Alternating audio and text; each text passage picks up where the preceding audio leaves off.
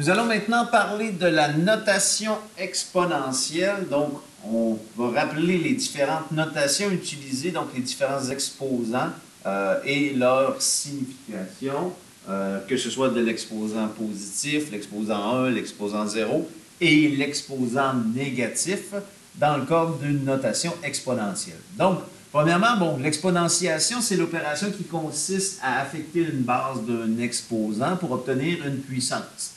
Donc, la base exposant, ça me donne le résultat qui s'appelle une puissance. Donc, par exemple, si on prend l'expression 4 exposant 5 égale 1024, ben, la base, c'est 4. L'exposant, c'est le 5 qui est ici. Et la puissance, qui est le résultat de l'exponentiation, donc qui est 1024. Donc, les éléments au départ qu'il faut maîtriser en lien avec l'exposant, ben, quand j'ai une base A et un exposant entier, ben, l'exposant représente le nombre de fois que la base est multipliée par elle-même, donc le nombre de fois qu'elle apparaît comme facteur dans le produit. Donc, si je prends un exemple numérique pour vous l'illustrer, si on dit 2 exposant 3, ben, ça signifie 2 multiplié par lui-même 3 fois.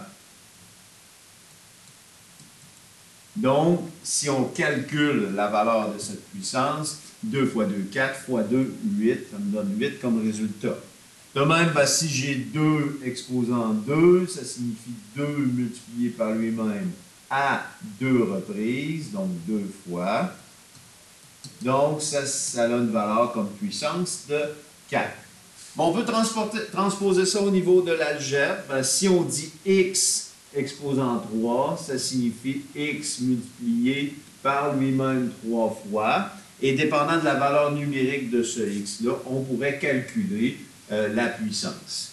X à la 2, pour avoir une cohérence là, dans les exemples, ben, x multiplié par lui-même 2 fois. Donc ici, on l'a 3 fois. Puis ici, on l'a 2 fois. C'est pour ça qu'on va dire que si on a une base A affectée d'un exposant 1, ben ça signifie que A à la 1 veut dire A. Souvent, on va dire l'exposant est comme sous-entendu dans l'expression. Donc, quand on dit 2 exposant 1, ben ça a la même valeur que 2. Et si j'ai x à la 1, ben ça a la même valeur que x. Donc, on dit quelque part que les exposants 1 sont sous-entendus, donc ils ont la même valeur que la base elle-même. Maintenant, quand on arrive avec l'exposant 0, c'est là qu'on a peut-être un problème là, au niveau de concevoir ce que ça veut dire.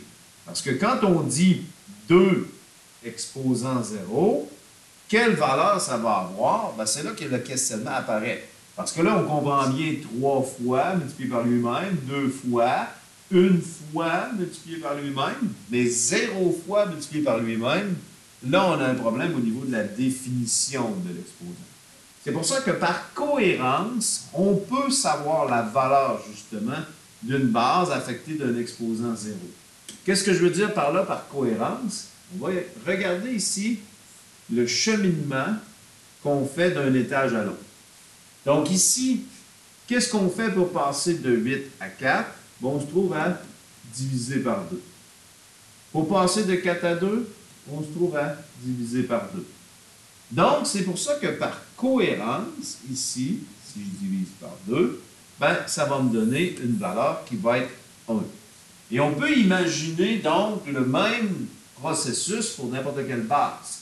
Donc, peu importe la base ici, dès qu'on a un exposant 0, ça va toujours donner 1.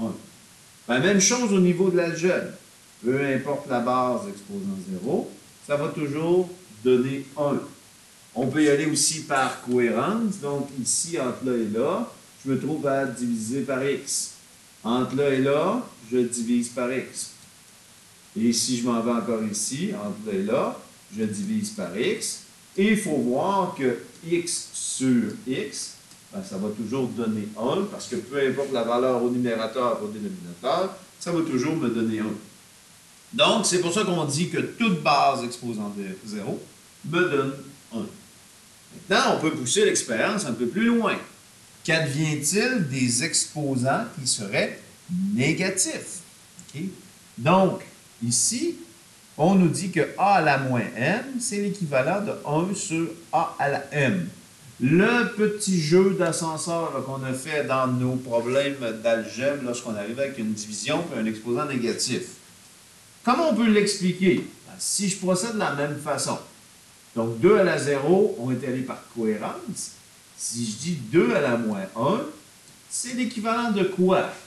Ben, si je divise par 2, encore une fois, un entier divisé par 2, ça va me donner une demi. Une demi, c'est quoi dans le fond? Ben, c'est 1 sur 2 à la 1. Si je continue toujours, 2 à la moins 2, j'utilise encore une fois le principe de cohérence ici. Je divise par 2 la moitié d'une demi, la moitié d'une demi-tasse, hein, si on peut utiliser une image culinaire, ça me donne un quart. Mais qu'est-ce qu'un quart dans le fond? Un quart, c'est 1 sur 2 à la 2. Donc, c'est pour ça qu'on dit que 2 à la moins 2, c'est équivalent à 1 sur 2 à la 2. L'exposant qui était négatif devient un exposant qui est positif. De même, on pourrait dire que 2 à la moins 3, ce sera l'équivalent de 1 sur 2 à la 3. Donc, et on pourrait continuer ainsi de suite avec en diminuant toujours l'exposant ici à chaque fois. Ben, par cohérence, on peut faire aussi la même chose avec l'algèbre. C'est pour ça qu'on va dire que x à la moins 1, c'est l'équivalent de 1 sur x à la 1. X à la moins 2, ben, c'est l'équivalent de 1 sur x à la 2. Et x à la moins 3, ben, c'est l'équivalent de 1 sur x à la 3. Encore une fois, ben, c'est parce que on vient diviser par x entre chaque étage ici. Donc, ça rajoute un x au dénominateur ici supplémentaire. Donc, et on pourrait continuer ainsi de suite pour tous les exposants qui sont négatifs. Dans la prochaine vidéo, on parlera des exposants 1/2 et 1/3.